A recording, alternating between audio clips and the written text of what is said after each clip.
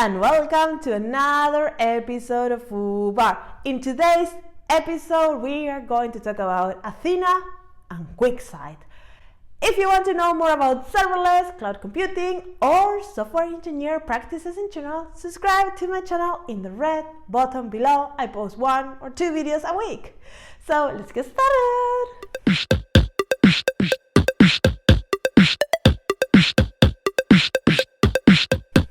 This is the last episode, finally, the 5th episode in our series, Building a Real-Time Serverless Analytics Pipeline. Such a mouthful. We have built a client, we have learned about everything, we have built the ingestion of the events, we have stored them, we have processed them, and now it's time to visualize everything in a dashboard. So if you don't know what I'm talking about, go to the first episode. If you want to refresh, let's go to the architectural diagram and check it out. In the first episode, we have gone through the concepts, then we have started working on our client with Amplify. Then we moved to the second part of our development, the backend development. We have created the firehose and the bucket in another video. In the previous video, we have worked with Glue to start processing these events and doing something to them. And now we have them ready to be displayed. So in this video, we are going to talk about Athena, what it is, and we are also going to talk about Quicksight and what we are using it. I also will show you a demo as always, so we can finalize finally our pipeline. So let's get to it. So let's get started by explaining a little bit what Amazon Athena is. Amazon Athena is an interactive query service that makes it easy to analyze data in Amazon S3 using standard SQL. Athena is serverless, so there is no need to manage any infrastructure, and you pay for the queries that you run. Because the data is stored in S3, you don't need to pay for extra storage. So basically, you can do many things with Athena. You can query your data in Amazon S3, like if you have a data lake that is based there. You can do analysis on infrastructure, operation, and application logs.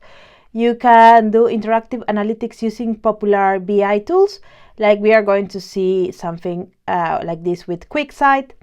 Then you can have self-service data exploration for data scientists. You can embed analytics capability into your applications. Athena is very simple to use, very easy to use. Basically, you need to put your Amazon S3 bucket, define a schema, and start querying it with standard SQL, and you get the results in seconds back. Athena is out of the box integrated with Glue data catalog.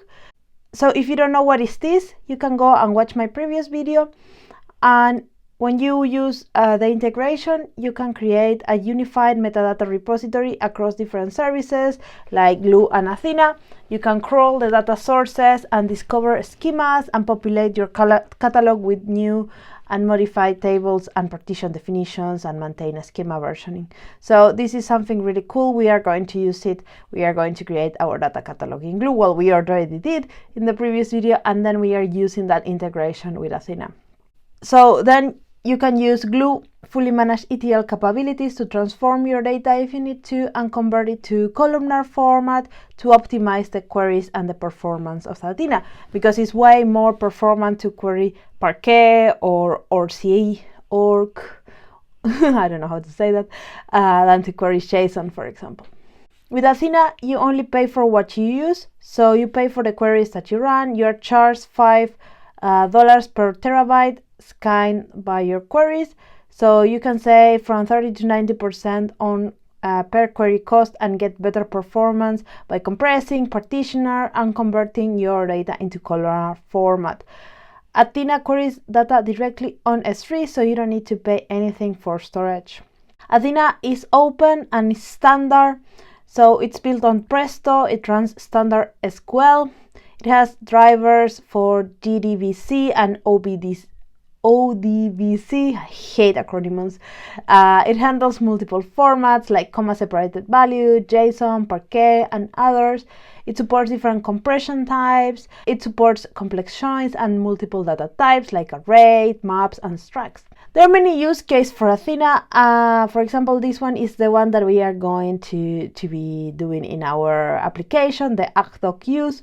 And here is basically you just put information from different data stores, you do some transformation with Glue, and then you use Athena to connect with some BI tools to do some kind of analysis on your data. Another example is using the events coming from IoT and then storing them in your S3 data lake, performing maybe some Glue operations to transform that data into something more performant to analyze, then running Athena. Athena has integration with machine learning and artificial intelligence, so you can perform some improvements on the data before sending it to the BI tool of your choice. In this case, in this diagram is QuickSight. Then we have some good practices when you are using Athena. First, partition your data. Partitioning divides your data table into parts and keeps the related data together based on columnar values such as date, country, region. Partitions act as a virtual column. You define them at the table creation, and they can help to reduce the amount of data scanned per query, thereby improving performance. You can restrict the amount of data scanned by specifying the filters based on the partitions. So here in our example, we are using partitions. Glue is creating and storing our data in partition folders. So I have shown you that in the previous video, but I will show it again now. Another way to improve your queries is use columnar format like Parquet or RC, or something like that. That way you will improve the query efficiency because it's way easier to query in those type of files. Then optimize your file size. Queries run more efficiently when reading data that can be parallelized and when blocks of data can be read sequentially. Ensuring that your file formats are splittable helps with parallelism regarding or how large your files are. However, if your files are too small, for example less than 128 megabytes, the execution engine might spend additional time when with the overhead of opening the file, listing them, getting the object metadata. So then when we are configuring our Firehose, we need to be careful on the size of these files that then Athena will be reading from. So this is something important to have in mind. And if your files are not splittable and too long, then it's very hard for a reader to complete reading the entire file, and that can reduce the parallelism. So it's very important to find the sweet spot between the size of the file, not too big, not too small. If you want to learn more about different ways of improving your Athena, there is this blog post that has 10 ways that you can tune your data for improving your Athena queries. So you should check it out. I will leave the link in the description box. One last thing I want to mention from Athena is the capability of doing federated queries. Out of the box, Athena allows you to do queries on Amazon S3, but if you can connect it with a Lambda, that means that you can run queries across relational, not relational, object, all kind of different data stores, and even on-premise data stores. So you can use this for different use cases, like you were using the Amazon S3 for ACDoc investigation, different pipelines or application. So basically you just put a Lambda function in between your Athena and your data source, and you will start doing these federated queries. This Lambda will be like a database connection, and if you look in the SAM application framework, you will find some Lambdas that can do this for you. I will not cover this in this particular video, but if you would like me to make a video on this, let me know in the comment box below. I think this is a very powerful feature from Athena, and I wanted to mention it. So now let's move on to Amazon QuickSight. QuickSight is a tool for visualization of our data. So you can create interactive dashboards, you can add different filters, drill down, zooming, and way more into your dashboards. They are accessible from any device, so you can see them not only from your AWS console, but you will have a different view.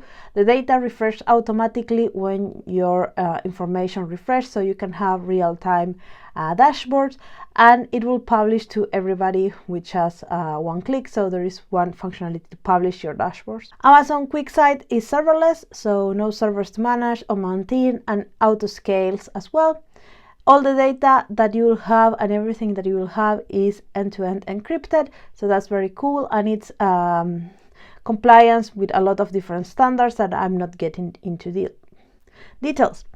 You can add easily machine learning insight into your dashboards for forecasting, anomaly detections, and other things. I will not get into the details of that, but if you would like to see some, let me know. Then you can have multiple concurrent users, and the cool thing is, because this is running in the cloud, the more users you have or the more interactions they do, they will not slow down the system because they are not sharing the resources in that way. And you can embed these dashboards into different applications and emails very fast, and then you can have themes so the dashboards can match your corporate looks. So how this works? Very easily, what we have been doing until now: collect your data from somewhere, store it and process it, and then you can visualize in these dashboards. And it's very simple. You can put them in interactive dashboards inside your applications, in emails, or have them as like clickable dashboards. One thing that Amazon Quicksight is this feature called Spice. Spice is a super fast calculation engine that delivers performance at scale, regardless on how many users are active. This is optional when you're creating your visualization, and it will make your whole dashboard work faster. I will show you how you can enable it, and in the free tier you have some Spice available. So now let's go to the code and see a little bit how to configure Athena for our workload and also Quicksight. So this is where we stopped last time. We have our glue working with our crawlers and everything is set up. So we will go, we have one table, and that table is attached to a crawler. So then we will go to the AWS console and look for Athena. And then we will just click the blue button to get started. There we will see, as soon as we open it in the right region, that we have one database and we have one table. This comes automatically from Glue because the integration that Athena and Glue has. All the tables that are in the catalog of Glue will show in Athena, so you don't need to define the databases and the schema in Athena. It comes there automatically, and that's super cool. So then you have a query box there where you can write queries. You can do select all from destination, and there you will see the query running. It takes 1 second, and then you get all the results back. There you can see that it's a columnar based table like SQL, like the language, the partition key, and then you have these partitions that we were talking, because Firehose is storing the data in partition base according to year, month, date and hour, and that's also been put in this table. And now we can go to Quicksight. We have everything that we need in Athena. Basically, we didn't need to do anything. It was just created for us, so I just wanted to show it to you how it looks. And then in Quicksight we will need to do a little bit more work. Here it takes a little time to open because it's taking us to a different user experience than the traditional UI from the management console from AWS. And there you will go to datasets and you will see what datasets you have. You can create a new one. I will go and create one for Athena. You just need to put a name, and I will just put the same name that I've been putting everywhere. And then you need to choose a data source. From Athena, we only have one database. That is the database from Glue, and then one table. Then when you do that, you will be pop up what kind of connection you want to that data. You can use a Spice, and that will do faster querying, or then you can directly query your data. I will pick directly query your data. There is some available amount of data that you can query with a Spice on the free tier. I have 11 gigas available, but I will just go for this because the amount of data is very small. So when you do that, then you will be popped with a new kind of dashboard that is empty, and you will see in the side all the field lists that you have available. There are the ones that we have seen in Athena, all the columns, and they are also available in Glue when we define the table.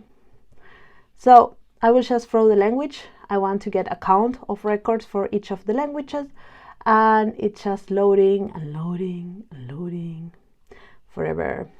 And here we will see an error popping in a few seconds when it stops trying and the error appears. So the error, you can see the details there, what it says, that basically Quicksight doesn't have access to the bucket S3. So we need to go and do that. So let's go to our settings in Quicksight. I'm showing you this error because it's something that took me a while to understand. Manage Quicksight, and then you need to go to security and permissions. Then you need to add a service in here, and then you will go to the S3 buckets. So there you will need to tap it and untap it, so you will be shown all the buckets that are available.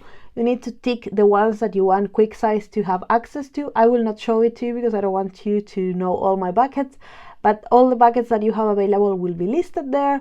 You just tick the box of the bucket that you are interested in, and then you save, and you can update the whole thing, and you're ready to go. Now we can go back to our dashboard, and now we should refresh this and we will see something. So we can see that PHP has like 10 votes and Java has like 13, 14. Good.